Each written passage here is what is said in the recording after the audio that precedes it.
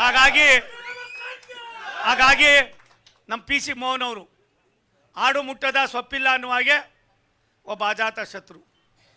ಯಾವುದೇ ಕಾರಣಕ್ಕೆ 30% ಅಲ್ಪಸಂಖ್ಯಾತರು ಇರ್ತಕ್ಕಂಥ ಲೋಕಸಭಾ ಕ್ಷೇತ್ರ ಕರ್ನಾಟಕದಲ್ಲಿದ್ದರೆ ಅದು ಸನ್ಮಾನ್ಯ PC ಮೋಹನ್ ಅವರ ಕ್ಷೇತ್ರ ಅಲ್ವೇನಪ್ಪ. ಒಂದು ದಿನವೂ ಕೂಡ ನಾನಾಗಲಿ ಜಮೀರ್ ಅಹಮದ್ ಅವರಾಗಲಿ PC ಮೋಹನ್ರಾಗಲಿ ನಾವೆಂದೂ ಕೂಡ ಬೇಸರಿಕೆ ಮಾಡ್ಕೊಂಡವರಲ್ಲ. ಸಣ್ಣ ಪುಟ್ಟ ಆಗ್ತಕ್ಕಂಥದ್ದು ಅಲ್ಲಲ್ಲೇ ಮಾಡಿ ಮುಂದಿನ ಪೀಳಿಗೆಗೆ ಈ ದೇಶದ ಇತಿಹಾಸವನ್ನು ನಾವು ತೋರಿಸ್ಬೇಕಾಗಿದೆ, ತಿಳಿಸ್ಬೇಕಾಗಿದೆ. ನಮ್ಮೆಲ್ಲರ ನೆಚ್ಚಿನ ಪ್ರಧಾನಮಂತ್ರಿ ನರೇಂದ್ರ ಮೋದಿಯವರ ದೂರದೃಷ್ಟಿಯ ಚಿಂತನೆಯನ್ನು ವಿಶ್ವಕ್ಕೆ ನಾವು ಪರಿಚಯ ಮಾಡಬೇಕಾಗಿದೆ. ಆ ನಿಟ್ಟಿನಲ್ಲಿ ಒಟ್ಟಾಗಿ ಕೆಲಸ ಮಾಡೋಣ.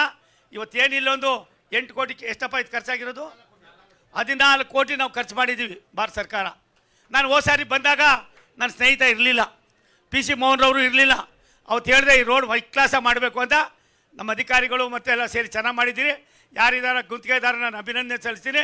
ಒಂದು ಸತ್ಯ, ದೇಶ ಇದ್ದರೆ ಮಾತ್ರ ನಾವು, ದೇಶದ ಇತಿಹಾಸ ಇದ್ದರೆ ಮಾತ್ರ ನಾವು, ದೇಶದ ಬೆಳವಣಿಗೆಯಲ್ಲಿ ಪ್ರಾಯಶಃ ಗೋವಿಂದರಾಜನಗರ ವಿಜಯನೂ ಕೂಡ ಸೇರ್ಪಡೆ ಆಗ್ತದೆ ಅನ್ನೋದನ್ನ ಹೇಳಿ ನಾನು ಅದಾದಮೇಲೆ ಇವರಿಬ್ಬರು ಮಾತಾಡಿದ್ಮೇಲೆ ಒಂದು 2 ನಿಮಿಷ ನಾನು ಮಾತನಾಡ್ತೀನಿ.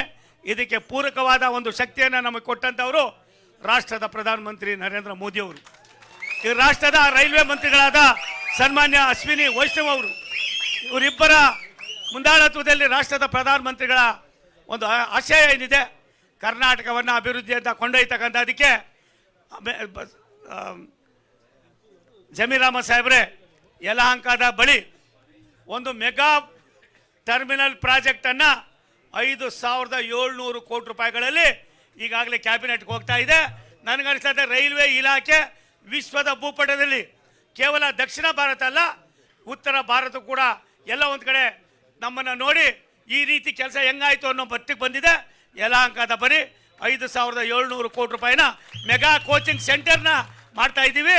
ನನಗನ್ನಿಸ್ತದೆ ಎಲ್ಲೆಲ್ಲಿ ಬೇಕು ಅನ್ನೋದಕ್ಕಿಂತ ಹೆಚ್ಚಾಗಿ ನೆಮ್ಮದಿ, ಶಾಂತಿ ಭಾಳನ್ನು ಉಪಯೋಗಿಸ್ಕೊಳ್ಳೋದು, ಇದಕ್ಕೆ ನೀವು ಆದ್ಯತೆ ಕೊಡಬೇಕು ಅಂತ ಹೇಳಿ ತಮ್ಮನ್ನೆಲ್ಲ ಉದ್ದೇಶಿಸಿ ಸಹೋದರ ಜಮೀರ್ ಅಹಮದ್ ಅವ್ರು ಮಾತಾಡಬೇಕು ಅಂತ ವಿನಂತಿ ಮಾಡ್ತೀನಿ.